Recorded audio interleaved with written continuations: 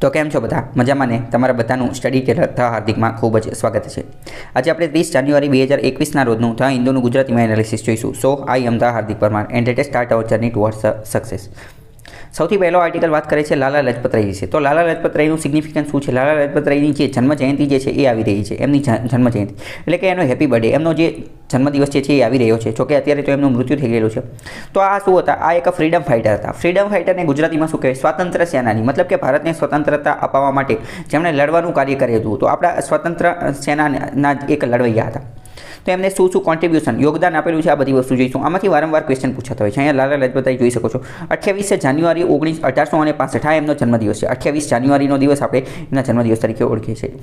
28 જાન્યુઆરી એમનું મૃત્યુ 17 નવેમ્બર 17 નવેમ્બરે થયેલું હતું। કઈ રીતે થયેલું હતું એ બધું પણ જોઈએ। સૌથી પહેલાં વાત કરીએ કે એમનું કોન્ટ્રીબ્યુશન યોગદાન શું હતું અને અચીવમેન્ટ સિદ્ધિ શું હતી। તો રાય એટલે કે Lala Lajpat Rai is remembered for his role during Swadeshi movement દરમિયાન એમને અતિ મહત્વનું કાર્ય કરેલું હતું। સ્વદેશી મૂવમેન્ટ, સ્વદેશી ચળવળ આપણે ચલાવવામાં આવેલી હતી। સ્વદેશી ચળવળ ક્યારે ચલાવેલી આવેલી હતી? તો 1905 પછી ચલાવેલી હતી। 1905 પછી કેમ? કારણ કે 1905 1905ની અંદર બંગાળનો ગવર્નર હતો। બંગાળનો ગવર્નર કોણ હતો? તો કે લોર્ડ કર્ઝન। લોર્ડ કર્ઝને બંગાળના બે ભાગલા પાડી દીધા। અને બંગાળ પહેલાં બહુ મોટો વિસ્તાર હતો, એરિયા વાઇઝ વિસ્તાર, ક્ષેત્રફળની દ્રષ્ટિએ બહુ મોટો વિસ્તાર હતો। એટલે એણે એમ કીધું કે અહીંયા એડમિનિસ્ટ્રેશન વહીવટ કરવામાં અસક્ષમતા છે, વહીવટ કરવાની મજા આવતી નથી, કારણ કે આ બહુ મોટો વિસ્તાર છે, એટલે આપણે આના ભાગલા પાડી દેવો જોઈએ। બે ભાગલા પાડી દીધા અને એના કારણે બંગાળના અમુક વિસ્તાર હતા, બંગાળના અમુક વિસ્તાર એને નાખી દીધા કોની અંદર? અસમની અંદર। અસમ પણ ત્યાંનું જ એક રાજ્ય હતું, એને ક્યાં નાખી દીધા? અસમની અંદર। હકીકતમાં આ ભાગલા જે છે એ એડમિનિસ્ટ્રેશનના નામે પાડવામાં આવ્યા હતા, પરંતુ એની પાછળનો હિડન એજન્ડા, છુપો એજન્ડા કંઈક બીજો હતો। શું?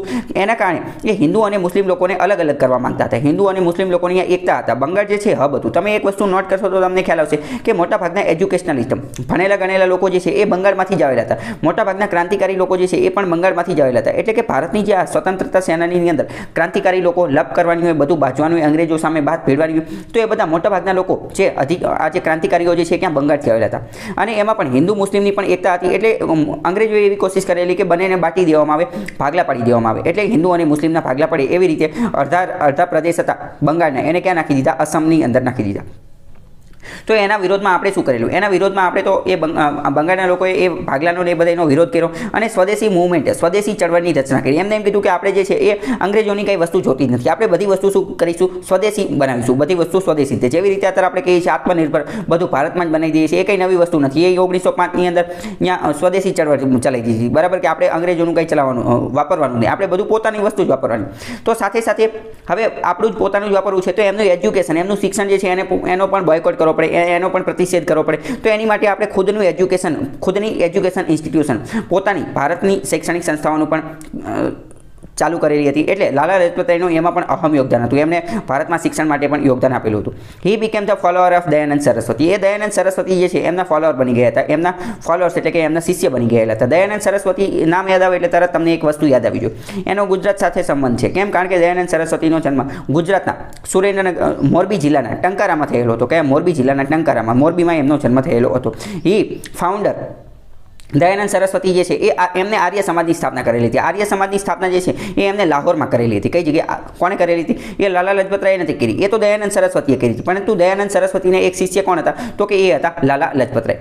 આર્ય સમાજની સ્થાપના એમને 1875માં લાહોરની અંદર કરેલી હતી। Became one of the society leaders, અને એના લીડર બની ગયા। કોણ? તો કે લાલા લજપત રાય। કોના લીડર બન્યા? દયાનંદ સરસ્વતીની આર્ય સમાજ હતા એના। He also હેલ્પ્ડ and founded the Punjab national bank. Punjab national બેંકની સ્થાપના પણ એમને કરેલી હતી। પંજાબ નેશનલ બેંકની બેંકની સ્થાપના જે છે એ 1895માં થયેલી હતી। ક્યારે?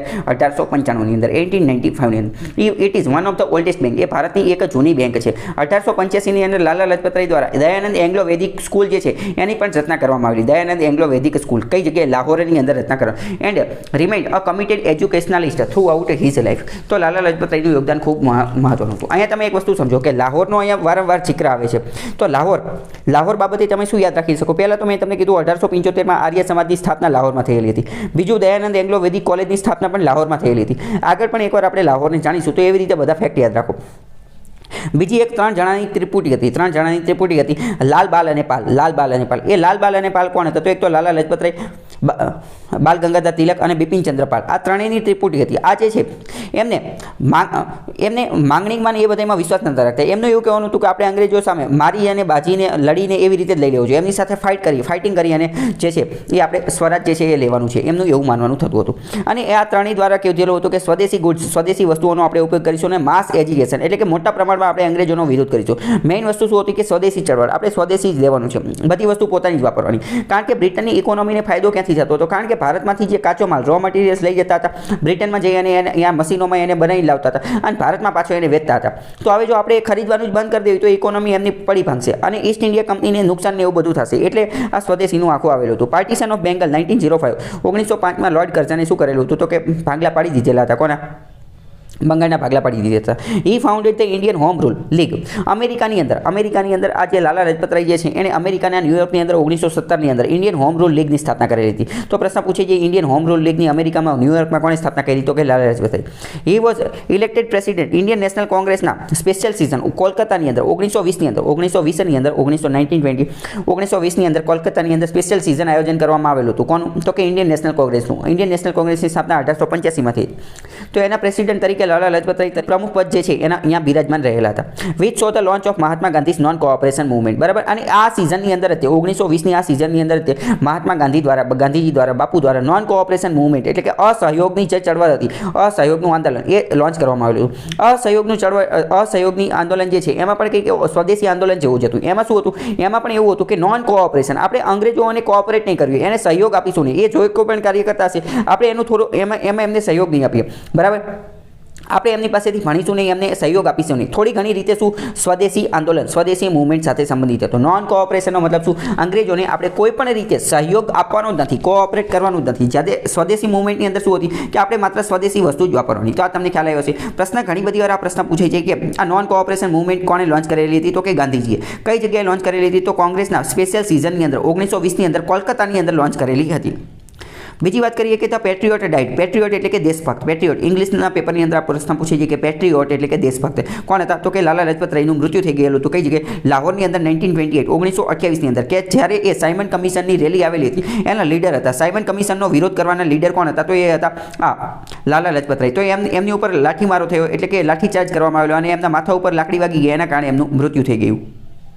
તો એમનું મૃત્યુ જે છે એ પણ લાહોરમાં થયું હતું. તો મેં તમને કીધું કે લાહોર જે છે એ મોસ્ટ આઈએમપી હતું, એ થોડું ઘણું લેવા દેવા હતું. કેમ? લાહોર સાથે આપણે ત્રણ વસ્તુ યાદ રાખીશું. લાહોરમાં શું થયું હતું? તો કે આજે આર્ય સમાજની સ્થાપના જે છે એ અહીંયા થયેલી હતી લાહોરની અંદર. બીજું, દયાનંદ એંગ્લો વેદિક કોલેજ જે છે એની સ્થાપના પણ લાહોરમાં થયેલી હતી. અને લાલા લજપતરાયનું મૃત્યુ પણ 1928માં લાહોરમાં થયેલું હતું. તો લાહોર સાથે એમને ઘણું લેવા દેવા હતા. એમને અમુક પ્રકારના પુસ્તકો લખેલા હતા. તો એમના વર્કની અંદર કઈ વસ્તુઓ, કઈ પુસ્તક લખેલા? પહેલું તો ધ આર્ય સમાજ, એ પુસ્તક એમણે લખેલું હતું. કોણે? લાલા લજપતરાય. યંગ ઇન્ડિયા, લાલા લજપતરાય. પછી ઇંગ્લેન્ડ્સ ડેટ ટુ ઇન્ડિયા એટલે કે ઇંગ્લેન્ડનું ભારત ઉપર શું ઉધાર છે.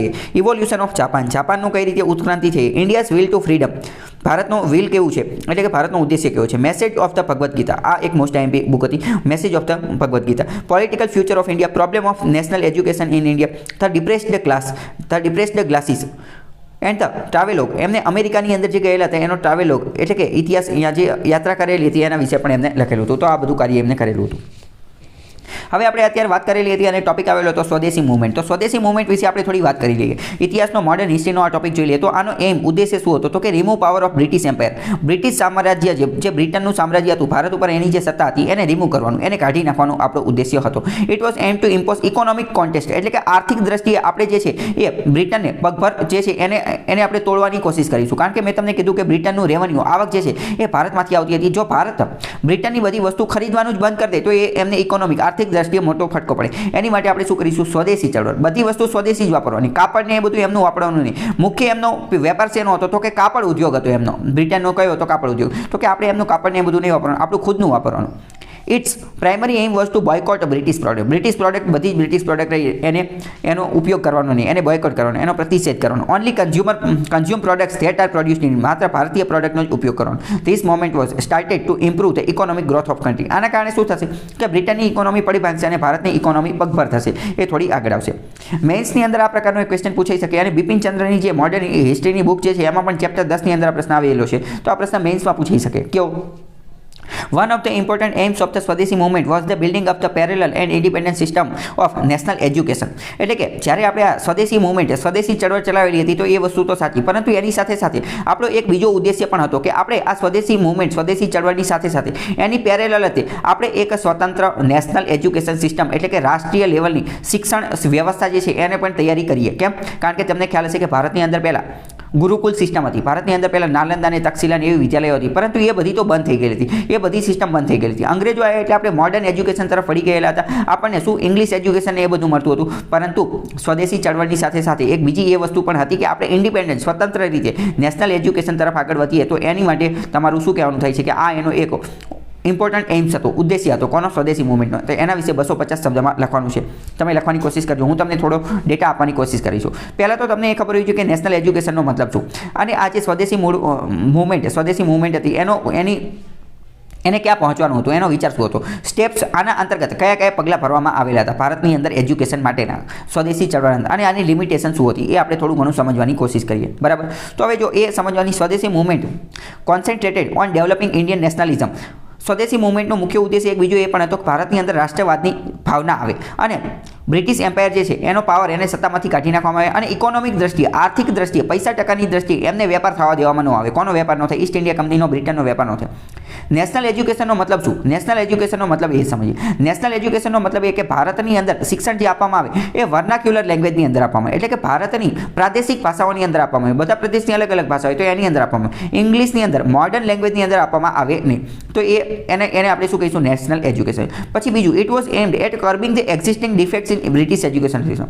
બ્રિટિશ એજ્યુકેશન સિસ્ટમમાં રહેલી જે ડિફેક્ટ, ખામીઓ જે છે એને દૂર કરવી અને નેશનલ એજ્યુકેશન, રાષ્ટ્રીય એજ્યુકેશન આપવું વર્નાક્યુલર લેંગ્વેજ. બ્રિટિશરો જે છે એ ભારતની અંદર એજ્યુકેશન, શિક્ષણ, ભણવાનું લાવેલા શા માટે હતા? એ એટલા માટે લાવેલા હતા કારણ કે એમને ક્લર્કની ને બધાની નાની જે ભરતીની ને બધાની જરૂર પડતી હતી, તો એ ભારતના લોકો મજૂર તરીકે રાખવા માટે એને લાવેલા હતા. બરાબર? ક્લર્ક, કારકુન તરીકેનું કામ કરે, નાની પોસ્ટ માટે. ઉચ્ચ લેવલની પોસ્ટમાં તો અહીંયા હંમેશા બ્રિટિશ વ્યક્તિને જ રાખતા હતા. નાની જે કાગળિયા કામ કરવાનું હોય, ક્લર્કનું કામ કરવાનું, તો એવું કામ ભારતીય લોકો શીખી શકે એની માટે અમને ભારતમાં એજ્યુકેશન સિસ્ટમ લાવેલા હતા. બરાબર? ભારતની અંદર એજ્યુકેશન સિસ્ટમ માટે મેં એક અલગ વિડીયો બનાવેલો છે, લોર્ડ મેકોલે મિનિટ, પછી મેકોલેની મિનિટ શું છે, વુડ્સ ડિસ્પેચ શું છે, એમાં બધું મેં ડિટેલમાં સમજાવેલું છે. મેન્સનો ડેટા પણ આપેલો છે, તો તમે એ વિડીયો જોઈ શકો છો. એની લિંક ડિસ્ક્રિપ્શનમાં આપેલી નથી, તમે એ ગોતજો તમારી સાથે. બીજી વાત કરીએ કે વાય ધીસ મૂવ ઇનવિસાઇઝડ, તો the British education was limited. બીજી વાત કરીએ કે બ્રિટનનું જે એજ્યુકેશન હતું એ અપર કાસ્ટ માટે જ હતું. બરાબર? બધા માટે હતું નહીં, મિડલ ક્લાસની એની માટે હતું નહીં. તો નેશનલ એજ્યુકેશન પોલિસી દ્વારા, નેશનલ એજ્યુકેશન સિસ્ટમ દ્વારા આપણે લોઅર કાસ્ટ અને ભારતના બધા લોકોને એજ્યુકેશન પહોંચાડી શકાય એવી કલ્પના કરી શકાતી હતી, એવું કાર્ય કરી શકાતું. તો education administration was entirely under British officers. આખું જે શિક્ષણ વ્યવસ્થા જે છે એ બ્રિટિશ ઓફિશિયલ અંતર્ગત હતું, અને આ બધી પોલિસીને બધું એ જ બનાવતા હતા, અને એ મોટે ભાગે એન્ટી નેશનલ અને એન્ટી ડેમોક્રેટિક બનાવતા હતા. બીજી વાત કરીએ કે એજ્યુકેશન ડિસ્કાર્ટેડ. આ અંગ્રેજી શિક્ષણના, મોડર્ન એજ્યુકેશનના કારણે ભારતનું કલ્ચર, સંસ્કૃતિને એ બધું નાશ પામી ગયું હતું. ભારતની ટ્રેડિશન, પરંપરા અને આપણી જે ખાસ કરીને મધર ટંગ, જે માતૃભાષા જે છે એ ધીમે ધીમે ભૂંસાઈ રહી હતી. તો એ બધું પણ આપણે સાચવી રાખતા હતા. તો નેશનલ આપણે સ્વદેશી મૂવમેન્ટ ચલાવી. સ્વદેશી મૂવમેન્ટ અંતર્ગત આપણે એવો પ્રશ્ન હતો કે સ્વદેશી મૂવમેન્ટ અંતર્ગત આપણે parallel education, independent national education કઈ રીતે બનાવી શકીએ? તો એમાં આપણે એવું કરેલું હતું કે આપણે પોતાનું એજ્યુકેશન બનાવશું. એ કઈ રીતે? તો કે national council of education was established. પહેલાં તો આપણે 1906ની અંદર, 1905માં સ્વદેશી મૂવમેન્ટ જે છે એ શરૂ થઈ, તો 1906માં એક વર્ષ પછી આપણે નેશનલ કાઉન્સિલ ઓફ એજ્યુકેશનની સ્થાપના કરી દીધી. કઈ જગ્યાએ? બંગાળના કલકત્તાની અંદર. જેના અંતર્ગત પ્રાઇમરી, સેકન્ડરી અને કોલેજ એજ્યુકેશન જે છે એ ભારતની અંદર ઇન્ડિયન લેંગ્વેજની અંદર આપવામાં આવે છે, અને ઇન્ડિયન વેલ્યુઝ, ભારતીય મૂલ્યોના આધારે, ભારતની અંદર જે સંસ્કારને એ બધી વસ્તુ જે છે એના આધારે આપવામાં આવશે. તો Indian council, national council of education 1906માં કલકત્તાની અંદર સ્થાપના. બીજી અમુક કોલેજ જે છે અને સ્કૂલ જે છે એની પણ સ્થાપના કરવામાં આવેલી છે, જેમ કે કાંગરા ગુરુકુલ હરિદ્વારની અંદર, એંગ્લો વૈદિક કોલેજ લાહોરની અંદર, અને નેશનલ સ્કૂલ રંગપુરની અંદર. આવી ઘણી બધી કોલેજને, સ્કૂલને, યુનિવર્સિટીને એની સ્થાપના કરવામાં આવી. તો આ તમને ખબર હોય છે. પરંતુ આની અમુક લિમિટેશન પણ હતી. કોની? તો કે સ્વદેશી ચળવળ અંતર્ગત બનાવવામાં આવેલી સ્કૂલની, કોલેજની લિમિટેશન પણ હતી. પહેલું કઈ? તો કે teacher and student both joint political movement. આગળ જતા શિક્ષકોએ અને બાળકોએ જે છે એ પોલિટિકલ, રાજનૈતિક મૂવમેન્ટ, રાજનૈતિક ચળવળ જે છે એ જોઈન કરી લીધી. એના કારણે બ્રિટિશરોને જે છે એ એક મુદ્દો હાથમાં આવી ગયો કે તમે તો પોલિટિકલ અહીંયા ભણવાનું કરતા નથી અને આ રાજનીતિને એ બધું કરો છો, એટલે એને કર્બ કરી દીધી. શાળા, કોલેજને એ બધું બંધ કરી નાખ્યું, અને એ બધા શિક્ષકોને એ બધાને ઇમ્પ્રિઝનમેન્ટ, જેલમાં પૂરી દીધા, અને એમનું એજ્યુકેશન જે છે હેમ્પર થઈ ગયું, બરબાદ થઈ ગયેલું. બરાબર? કારણ કે એ લોકોએ અંગ્રેજોએ એવું બહાનું આપી દીધું કે તમે તો આ શું કરી લીધું છે, પોલિટિકલ મૂવમેન્ટ જોઈન કરી લીધું છે, અહીં તમે ભણવા આવો છો કે પોલિટિક્સ કરવા આવો છો. Finance for education was a major hindrance, એટલે કે ભારતની અંદર આ એજ્યુકેશન ભણવા માટેની જે સંસ્થાઓ હતી એને ફાઇનાન્સ, પૈસા ક્યાંથી લાવો, પૈસા દેવા એ મહત્વની વસ્તુ.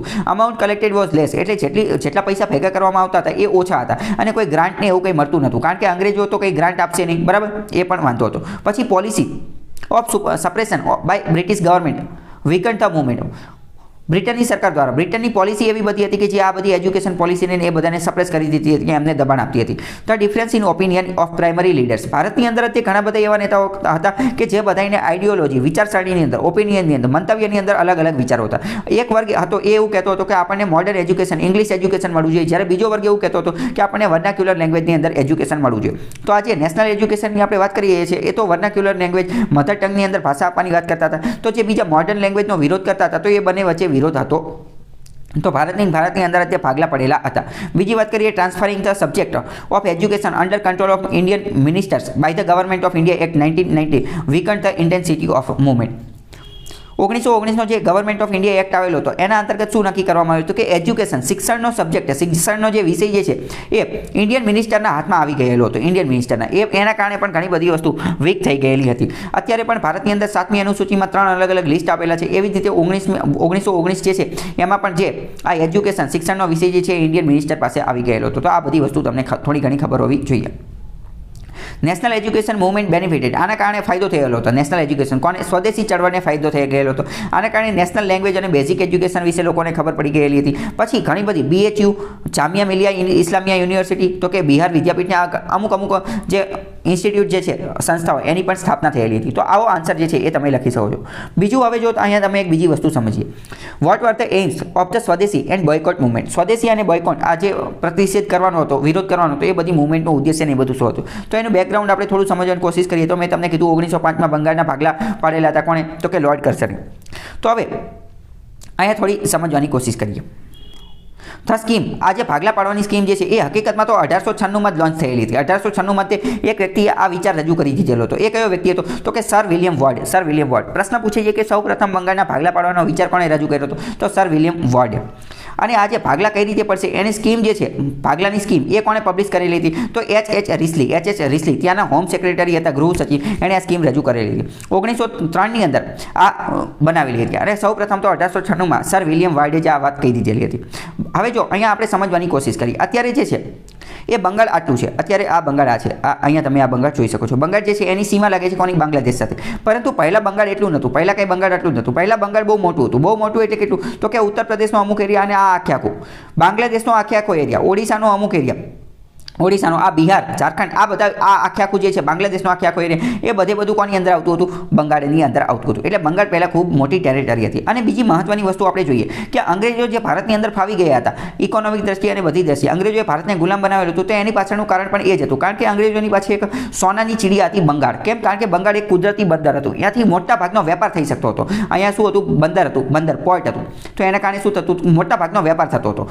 ભારતનો 60-70% વેપાર જે છે અહીંથી જતો હતો. એના કારણે અંગ્રેજોને ખૂબ મોટો ફાયદો થઈ ગયો. અંગ્રેજોની પાસે મોડર્ન ટેકનોલોજી હતી, શિપ હતા, જહાજ હતા, આ બધી વસ્તુ હતી. એના કારણે વેપાર જે છે એ મોટા પાયે થતો હતો. એ એમને ફાયદો થઈ ગયેલો હતો.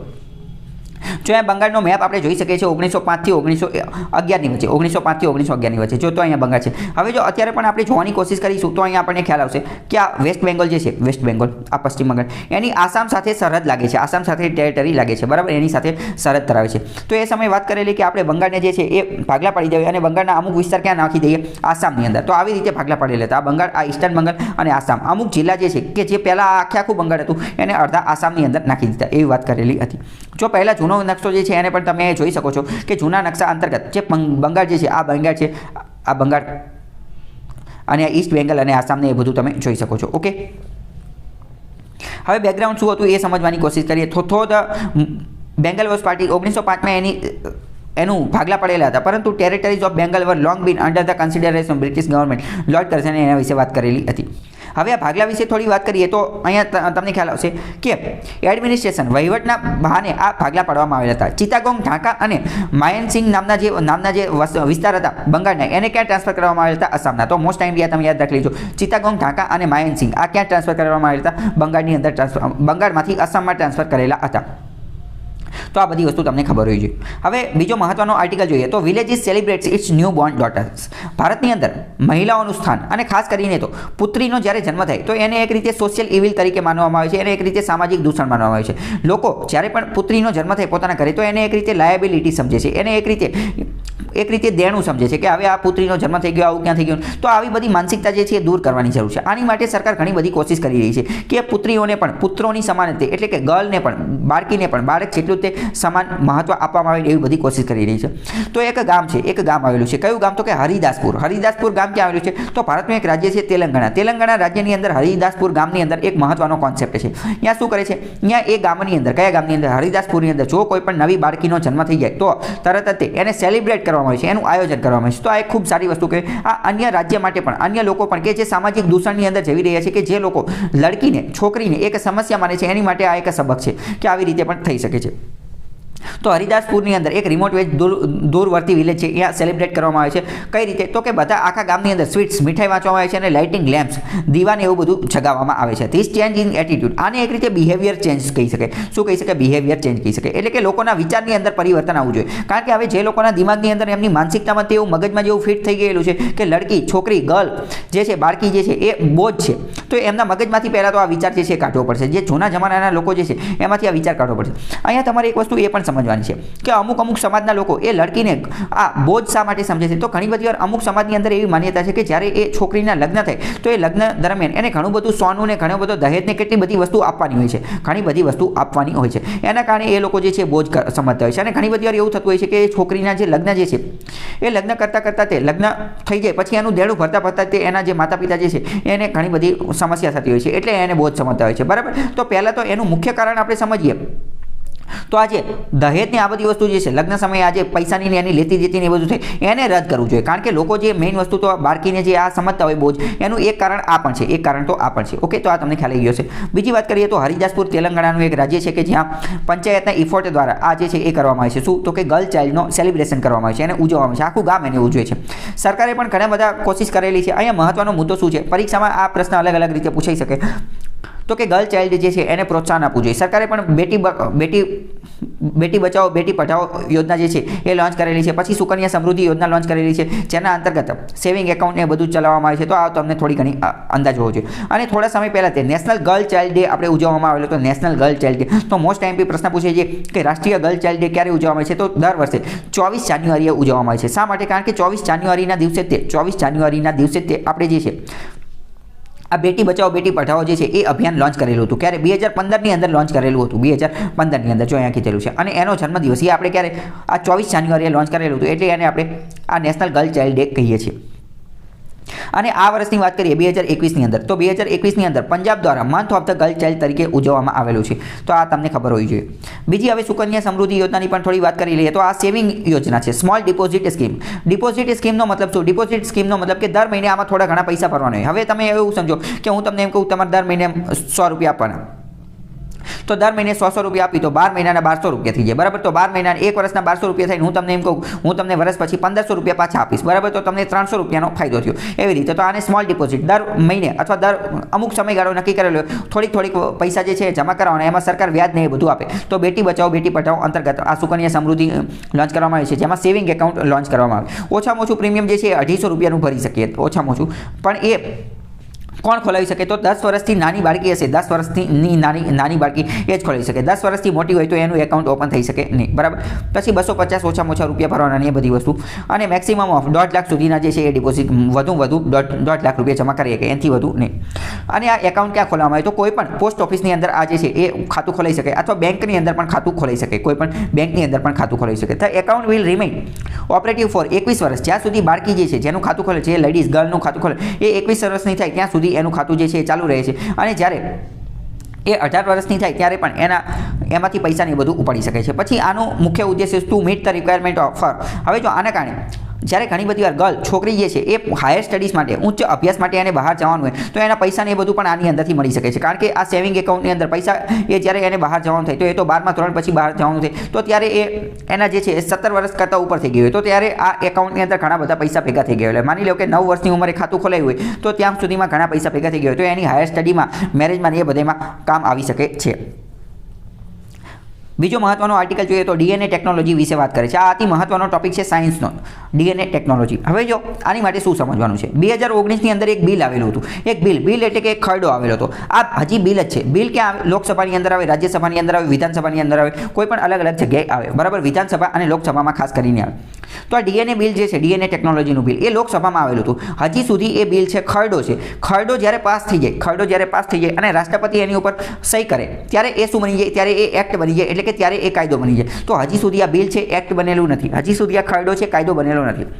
ખરડાનું નામ શું છે? DNA technology use and application regulation bill 2019. આના અંતર્ગત શું નક્કી કરવામાં આવેલું હતું? આના અંતર્ગત એવું નક્કી કરવામાં આવેલું હતું કે આપણે ડીએનએ ટેકનોલોજીનો ઉપયોગ કરી અને ડીએનએ ટેકનોલોજીનો ઉપયોગ કરી અને સારી એવી વસ્તુ બનાવશું. ટેકનોલોજીનો ઉપયોગ કરી અને ગુના શોધવાને ગુના જે છે, અમુક જે ક્રાઇમ થઈ રહ્યા છે એનું ફટાફટ નિપટારો કરી શકે, એને ફટાફટ સમાધાન કરી શકે એવી કોશિશ કરીશું. પછી આમાં મેઇન વસ્તુ તો એવું કીધેલું હતું કે આપણે ડીએનએ બેંક બનાવશું. આપણે જેવી રીતે પૈસાની બેંક હોય જેમાં પૈસા જમા કરીએ એવી રીતે ડીએનએ બેંક બનાવશું. તો આમાં શું જમા કરવાની? તો આમાં ડીએનએ જમા કરવાની. જે ક્રિમિનલ લોકો જે છે, અપરાધી લોકો, એના ડીએનએ આમાં જમા કરી દેવામાં આવશે. જેના કારણે ભવિષ્યમાં બીજો કોઈ ગુનો થાય તો બીજો કોઈ જ્યાં ગુનો થયેલો હોય તો ગુનાની ઘટના સ્થળ ઉપર જે ગુનો થયેલો છે એ ઘટના સ્થળ ઉપર છે અને એના જે સબૂત એવિડન્સ જે છે એ કલેક્ટ કરવાના અને ત્યાં જો કોઈ ડીએનએ કે એવું કંઈ મળી જાય તો એ ડીએનએને આપણી જે ડીએનએ બેંક જે છે એની સાથે મેચ કરાવવાના અને મેચ કરાવી અને જો જૂના કોઈ અપરાધી સાથે, જૂના કોઈ ક્રિમિનલ સાથે એનો ડીએનએ મેચ થઈ જાય તો તાત્કાલિક ખબર પડી જાય કે આ વ્યક્તિએ આ ખૂન કરેલું છે, કે આ વ્યક્તિએ આ ગુનો કરેલો છે, આ વ્યક્તિ બોમ્બ બ્લાસ્ટમાં સામેલ છે. ઓકે, તો આટલી વસ્તુ ખ્યાલ આવી ગયો. પરંતુ આ તો આપણે એક નાનામાં નાનો ઉપયોગ છે. આની સિવાય પણ બીજા પણ ઘણા બધા ઉપયોગ છે.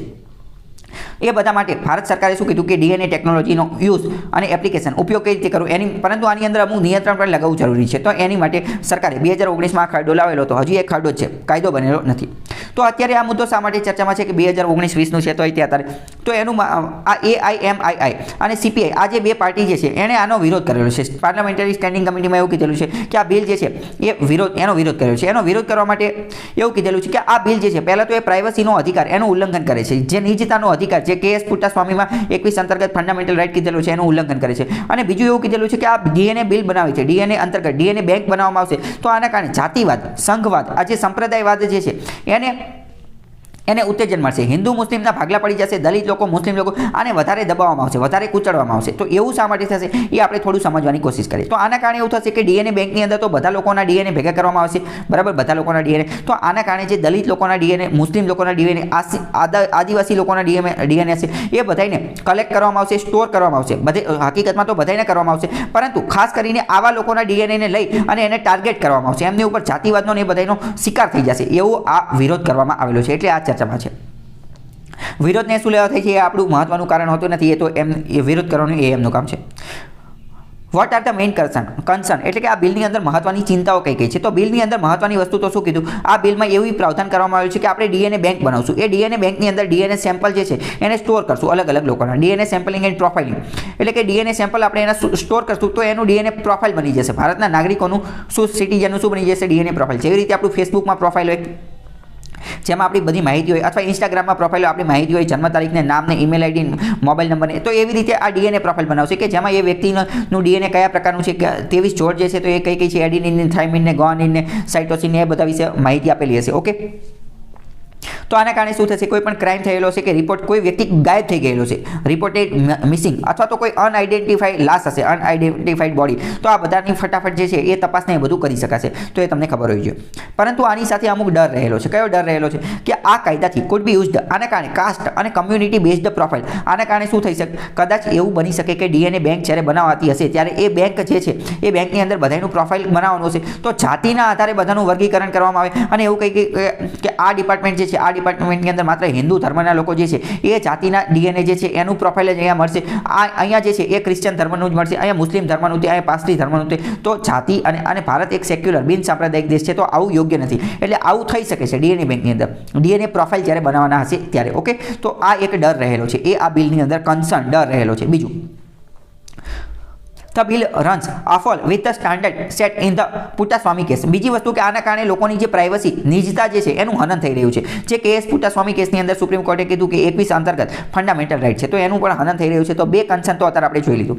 ત્રીજું કન્સર્ન શું જઈ રહ્યું છે કે ભારતની અંદર ડેટા રિલેટેડ અને બીજું પ્રાઇવસી રિલેટેડ, નિજતા રિલેટેડ હજી સુધી સંસદે કોઈ કાયદો બનાવેલો નથી. સુપ્રીમ કોર્ટે કહી દીધેલું કે આ નિજતાનો અધિકાર એ ફંડામેન્ટલ રાઇટ છે, પરંતુ એની માટે કોઈ કાયદો બનાવેલો નથી. તો કાયદો નથી બનાવેલો એનો મતલબ શું? એનો મતલબ એમ કે નીચતાના અધિકારનું કોઈ ઉલ્લંઘન કરે તો એને સજા શું મળે, એની માટેની પિનલ પ્રોવિઝન શું, એવું કંઈ બનાવેલું નથી. તો એની માટે સંસદે કાયદો બનાવવો પડે.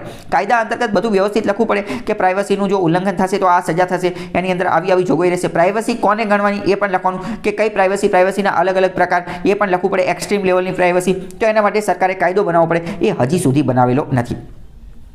Right to privacy bill irreversible damage the individuals, આના કારણે લોકોની પ્રાઇવસીનું એ બધાનું હનન થશે આ બિલના કારણે. એક તો આ વ્યવસ્થિત કાયદો ને એ બધું પણ હજી ભારતની અંદર છે નહીં એટલે, બરાબર. બીજી વાત કરીએ, વિધાઉટ એડિક્યુએટ સ્ટેચ્યુટરી સેફગાર્ડ, ભારતની અંદર કાયદાકીય સ્ટેચ્યુટરી સેફગાર્ડ, કાયદાની સુરક્ષા મળેલી નથી, એની જ વાત કરે છે. Protect against opacity of the law, the sort of information ને આ બધી વાત કરેલી છે કે એટલે એનો મિસયુઝ ને એબ્યુઝ ને એ બધું થઈ જાય છે, તો એ તમને ખબર હોય છે. ડીએનએનું પ્રોફાઇલ કઈ રીતે બનાવવામાં આવશે, તો જો અહીંયા આપેલું છે, લોકોના બ્લડમાંથી ને એ બધામાંથી, આ બોન મેરોમાંથી, અસ્થિ મજ્જામાંથી ને એ બધામાંથી કલેક્ટ કરવામાં આવશે, એમાંથી આ બધું અલગ કાઢવામાં આવશે અને બેંક ને બધું પ્રોફાઇલ ને બધું બનાવવામાં આવશે, એની વાત કરે છે.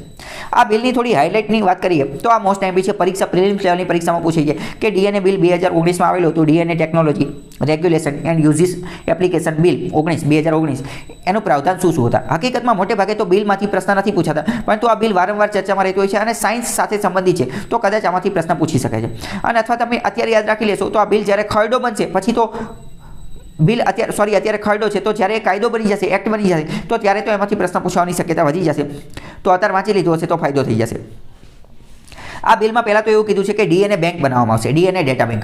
કેવા લેવલની, તો કે એક તો નેશનલ લેવલની, રાષ્ટ્રીય લેવલની અને બીજી રિજનલ લેવલની, સ્થાનિક લેવલની બેંક પણ બનાવવામાં આવશે, જેની અંતર્ગત બધા વ્યક્તિઓના ડેટાબેઝ, ડીએનએનો ડેટાબેઝ ને ડીએનએ પ્રોફાઇલ ને એ બધું એની અંદર સ્ટોર કરવામાં આવશે. જેવી રીતે આપણે બેંકમાં પૈસા સ્ટોર કરવી એવી રીતે આમાં ડીએનએ સ્ટોર કરવામાં આવશે, જેના કારણે લોકોનું આઈડેન્ટિફિકેશન, ઓળખ ફટાફટ થઈ શકે.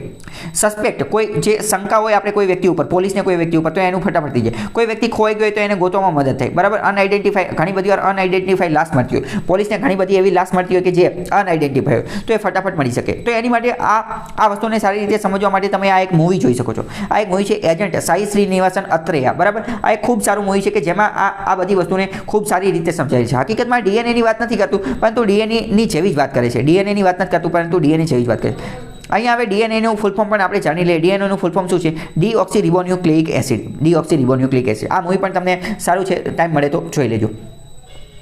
બીજી વાત કરીએ કે હવે આ ડીએનએ બિલ જે છે, ડીએનએ બિલ રજૂ કરેલું, તો એમાં પનિશમેન્ટ સજાની પણ જોગવાઈ કરવામાં આવી છે. શું જોગવાઈ? કે જો ડીએનએ પ્રોફાઇલનો મિસયુઝ કરવામાં આવશે તો શું કરવામાં આવશે? તો જેલ થશે, 3 વર્ષની જેલ થશે અને 1 લાખ રૂપિયાનો દંડ થશે. જો ડીએનએ પ્રોફાઇલ, ડીએનએની અંદર આપેલી માહિતી જે છે એનો દુરુપયોગ કરવામાં આવશે અથવા ડીએનએ પ્રોફાઇલની અંદર કોઈ છેડછાડ કરવામાં આવશે તો સજાની જોગવાઈ પણ કરેલી છે આ બિલની અંદર, 2019ના બિલની અંદર. બીજી વાત કરીએ કે આનો યુસેજ, ઉપયોગ કઈ રીતે થશે, તો એઝ પર ધ બિલ, આ બિલ અંતર્ગત DNA data, all DNA data including DNA profile, DNA sample, DNA profile, DNA sample, આ બધા રેકોર્ડ જે છે એ માત્ર અને માત્ર for the identification of the person and not for any purpose. એટલે કે આની અંદર જેટલો પણ ડેટા, જેટલી પણ માહિતી હશે, કોની અંદર? ડીએનએ બેંકની અંદર ડીએનએનો ડેટા હશે, ડીએનએનો પ્રોફાઇલ હશે, એનો માત્ર અને માત્ર ઉપયોગ આઇડેન્ટિફિકેશન, ઓળખ માટે જ કરી શકાશે, બીજા કોઈ વસ્તુ માટે નહીં કરી શકે. એટલે કે માની લો કે કોઈ જગ્યાએ ક્રાઇમ સીન થયેલો છે અને એ ક્રાઇમ જૂના કોઈ અપરાધીએ કરેલો છે કે નહીં, તો એની આઇડેન્ટિફિકેશન માટે કોઈ અનઆઇડેન્ટિફાઈડ લાશ મળેલી છે, કોઈ બોડી મળેલી છે મરી ગયેલી અને એનું કોઈ વારસ છે નહીં, લાવારીસ લાશ મળેલી છે,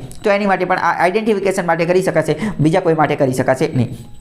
બીજી વાત કરીએ તો આના કારણે the bills provision will enable the cross matching between the persons who have been reported missing ને આ એના બધી વાત કરેલી છે. ડિઝાસ્ટરમાં એ બધામાં પણ આનો ફાયદો થશે. હવે બીજો આ એક મહત્વનો ટોપિક છે, આ પણ આપણે જોઈ લઈએ. આની સાથે તે evidence versus right to privacy. Right to privacy અને એવિડન્સ ઘણી બધી વાર આપણે કોઈ સબૂત તરીકે પેશ કરીએ, કોઈ વસ્તુને સબૂત તરીકે પેશ કરીએ, પરંતુ આ જે સબૂત જે છે એ જે તે વ્યક્તિની પ્રાઇવસી, નિજતાનો અધિકાર જે છે એનું ઉલ્લંઘન કરતું હોય તો ફોર એક્ઝામ્પલ એને આપણે એક્ઝામ્પલ દ્વારા સમજીએ. શું આપણે કોઈ સબૂત માટે આપીએ છીએ અને એ સબૂત માટે શું આપીએ છીએ? આપણે કોઈ વ્યક્તિ સાથે વોટ્સએપમાં ચેટ કરેલી છે અથવા વોટ્સએપમાં ચેટ કરેલી છે, એના સ્ક્રીનશોટને આપણે સબૂત તરીકે આપીએ છીએ, પરંતુ હકીકતમાં તો આ પ્રાઇવસી, નિજતાનો અધિકારનું ઉલ્લંઘન છે. કેમ? કારણ કે આ વ્યક્તિએ કોની સાથે વાત કરેલી છે, કેવી રીતે વાત કરેલી છે, તો એ તો એની નિજતા, એની જે પ્રાઇવેટ લાઈફ, એની જે પર્સનલ લાઈફ જે છે એની અંદર આપણે ડોકું નાખી અને જોયેલું છે, તો એ એક રીતે પ્રાઇવસી, નિજતાનું ઉલ્લંઘન છે. તો એ એવિડન્સ સબૂત તરીકે ચાલશે કે નહીં, તો એની વાત કરીએ. તો ડીએનએ બેલને આ બધું જે છે તો વાત થાય છે 1985ની. 1985ની અંદર કોર્ટે કીધું કે ડીએનએ જે છે એનો સબૂત તરીકે એ ચાલશે ક્રિમિનલ ઇન્વેસ્ટિગેશનની અંદર. સિવિલની અંદર કીધું નહોતું, ક્રિમિનલ ઇન્વેસ્ટિગેશનની અંદર ડીએનએ સબૂત તરીકે ચાલશે. 2003ની અંદર શું કીધું કે વર્ક બિગિન ટુ ડ્રાફ્ટ. 2003ની અંદર આ ડીએનએ રિલેટેડ જે છે એ બિલ બનાવવાનું શરૂ થયું, હજી સુધી બનેલું નથી, બરાબર. 2019ની અંદર પણ એ ડ્રાફ્ટમાં જ છે, 2003થી ચાલુ કર્યું, હજી બન્યું નથી. 2005ની અંદર CRPCમાં સુધારો કર્યો અને કીધું કે DNA પ્રોફાઇલિંગ જે છે એનો ઉપયોગ કરી શકાશે. કોની માટે? તો કે આ ક્રાઇમને એ બધું ક્રાઇમ ઇન્વેસ્ટિગેશનમાં એ બધામાં આ બધાનો ડેટાબેઝને એ બધું રાખવામાં આવશે. ઇન્વેસ્ટિગેશનમાં એ બધા રિસર્ચ વર્ક માટે પણ આનો ઉપયોગ કરી શકાશે. બીજો મહત્વનો આર્ટિકલ જોઈએ તો Russia gives note to extend start treaty. Start treaty શું છે એના વિશે આપણે વાત કરીશું. સ્ટાર્ટ ટ્રીટી જે છે અમેરિકા અને રશિયાની વચ્ચે છે. તો રશિયાએ મંજૂરી આપી દીધી છે કે અમે પણ આ સ્ટાર્ટ ટ્રીટી જે છે ટ્રીટી એટલે સંધિ એને એક્સટેન્ડ કરીશું, એટલે કે એને આગળ વધારીશું. મુદ્દો કંઈક એવો હતો કે ઘણા વર્ષો પહેલાં રશિયા અને અમેરિકાની વચ્ચે આ સ્ટાર્ટ ટ્રીટી થયેલી હતી, પરંતુ આ 2021ની આજુબાજુમાં એ એક્સપાયર થાય છે, એનો સમયગાળો પૂરો થાય છે. તો હવે એને એક્સટેન્ડ કરવાની છે. તો રશિયાએ કહી દીધું કે વાંધો નહીં, હાલો અમે તો તૈયાર જ છીએ એને એક્સટેન્ડ કરવા માટે. સ્ટાર્ટ ટ્રીટી શું છે ને એની બધી થોડી વાત કરીએ. ઘણી બધી વાર ઓલરેડી આની વાત કરેલી છે. પહેલાં તો તમારે સ્ટાર્ટનું ફૂલ ફોર્મ યાદ રાખવાનું છે. Strategic arms reduction treaty. આ એક એવી ટ્રીટી છે કે જેના અંતર્ગત અમેરિકા અને રશિયા બંને પોતાના સ્ટ્રેટેજિક આર્મ્સ એટલે હથિયારો, આર્મ્સ એટલે હાથ થાય, પરંતુ એ હાથની વાત નથી કરતા, હથિયારની વાત કરે છે. સ્ટ્રેટેજિક હથિયારો જે છે એટલે કે અતિ મહત્વના હથિયારો, જેમ કે મિસાઇલ, અમુક લેટેસ્ટ લેવલની મિસાઇલ, બોમ્બ, આવી બધી વસ્તુ જે છે એને રિડ્યુસ કરશે, એને ઓછી કરવાની કોશિશ કરશે. કોના અંતર્ગત? સ્ટાર્ટ ટ્રીટી અંતર્ગત. 2010માં સાઇન કરવામાં આવેલી હતી. એ સમયે અમેરિકાના પ્રેસિડેન્ટ તથા બરાક ઓબામા અને રશિયાના જે હતા એ કોણ હતા? તો કે દિમિત્રી મેદવેદેવ એ વ્યક્તિ હતા. બંને સાઇન કરી હતી. તો કે દિમિત્રી અને ઓબામાએ સાઇન કરી 2010માં. 10 વર્ષ ઓલરેડી થઈ ગયેલા છે. હવે એને રિન્યૂ કરવાની છે. તો treaty limits each party to 700 deployed intercontinental ballistic missiles. એટલે કે આ ટ્રીટી અંતર્ગત એવી લિમિટ મૂકવામાં આવેલી કે 700 જેટલી ઇન્ટરકોન્ટિનેન્ટલ બેલિસ્ટિક મિસાઇલ જે છે એ ડેપ્લોય કરી શકાશે. કોની અંદર? તો કે સબમરીન લોન્ચ મિસાઇલ જે છે એની અંદર, ઓર સબમરીન 700 જેટલી તે ICBM જે છે એ રાખી શકાશે, એની કરતાં વધારે નહીં રાખે. અને ન્યુક્લિયર વોરહેડની વાત કરીએ તો એ 1550 જ રાખી શકાશે, એની કરતાં વધારે નહીં રાખી શકે. અને 800 એન્ડ ડેપ્લોયડ આ બધી વાત કરેલી, બરાબર. એટલે કે કેટલી સંખ્યા રાખી શકે છે મિસાઇલની? આટલી જ સંખ્યા રાખવાની. આ પ્રકારની મિસાઇલના અલગ અલગ પ્રકાર આવે. બેલિસ્ટિક મિસાઇલ આવે, ક્રૂઝ મિસાઇલ આવે. આ ઇન્ટરકોન્ટિનેન્ટલ બેલિસ્ટિક મિસાઇલ, આની તો અંતર જ તે ખૂબ મોટું હોય, બરાબર. 1000-2000 કિલોમીટર, 5-10,000 કિલોમીટરનું અંતર હોય. ઇન્ટરકોન્ટિનેન્ટલનો મતલબ શું? કોન્ટિનેન્ટ એટલે ખંડ. એક ખંડથી બીજા ખંડમાં ડાયરેક્ટ ટાર્ગેટને ઉડાડી દે, બરાબર. તો એ 700 રાખી એ બધી વાત કરેલી. તો સ્ટ્રેટેજિક માટે આજે આ હતું એનું સ્ટાર્ટ ટ્રીટીનું નામ જે છે એ તમે યાદ રાખજો, ફૂલ ફોર્મ યાદ રાખજો. બીજો મહત્વનો આર્ટિકલ જોઈએ તો ઇન્ટરનેશનલ એનર્જી એજન્સી જે છે એની વાત કરીએ તો ઇન્ડિયા સાઇન્સ ભારતે સાઇન કરેલું છે. સ્ટ્રેટેજિક પાર્ટનરશિપ ભારતે એક એગ્રીમેન્ટ ભાગીદારી સાઇન કરેલી છે IEA ઇન્ટરનેશનલ એનર્જી એજન્સી સાથે. પ્રશ્ન પૂછે છે કોની સાથે સાઇન કરી? તો આની સાથે. કોની માટે? તો કે સ્ટ્રેન્થન મજબૂત કરવા માટે, મ્યુચ્યુઅલ ટ્રસ્ટ, બંને વચ્ચે મ્યુચ્યુઅલ ટ્રસ્ટ વધે અને કોઓપરેશન સહયોગ થાય અને enhance global energy security, stability અને સસ્ટેનેબિલિટી જે છે એમાં વધારો થાય એની માટે આ કાર્ય કરેલું છે. બીજું, આની સ્થાપના 1974માં થયેલી હતી. કોની? IEA international energy association international energy એજન્સીની 1974માં. કોના આધારે? તો કે OECDના એક ફ્રેમવર્કના આધારે. OECD એટલે કે organisation of economic cooperation and development. IEA is autonomous સ્વાયત્ત ઇન્ટરગવર્મેન્ટલ ઓર્ગેનાઇઝેશન છે. ઇન્ટરગવર્મેન્ટલ એટલે કે આંતરસરકારી એટલે કે વિશ્વના જેટલા પણ દેશ છે એના એ દેશની સરકાર જે છે આમાં જોડાયેલી હોય છે. તો આ શબ્દ જે છે યાદ રાખવાનો, કારણ કે વિધાનવાળા વાક્યમાં એમ કહી દે કે NGO છે, તો NGO નથી પરંતુ ઇન્ટર ગવર્મેન્ટલ ઓર્ગેનાઇઝેશન છે IEA. આનું મિશન શું છે? તો કે ગાઈડ કરવાનું 4 મેઇન એરિયાઝ ફોકસ, 4 મહત્વની વસ્તુ ઉપર ફોકસ કરવાનું. Energy, security, economic development, environmental awareness, engagement world wide, આ બધી વાત. એનું હેડક્વાર્ટર પેરિસમાં આવેલું છે, ફ્રાન્સના પેરિસમાં આવેલું છે. આનો રોલની એની વાત કરીએ તો 1974માં એની સ્થાપના થયેલી હતી. એ તમે એકવાર રીડ કરી લેજો, બાકી એટલું બધું મહત્વનું છે. મહત્વની વસ્તુ આ છે, એ પણ પ્રિલિમ્સ માટે, કે ઇન્ટરનેશનલ એનર્જી એજન્સી કયા રિપોર્ટ પબ્લિશ કરે છે, કયા રિપોર્ટ રજૂ કરે છે. તો global energy and CO2 status report. બીજું, world energy outlook, world energy statistic, world energy balances અને એનર્જી ટેકનોલોજી પર્સપેક્ટિવ. આ બધા રિપોર્ટ રજૂ કરે છે ઇન્ટરનેશનલ એનર્જી એજન્સી, આના દ્વારા રજૂ કરવામાં આવે છે, બરાબર. તો આ તમને ખબર હોવી જોઈએ. તો આજ માટે આટલું રાખીએ, બાકી કાલે મુલાકાત થશે. ત્યાં સુધી જોડાયેલા રહો. સ્ટડી ટેલર હાર્દિક.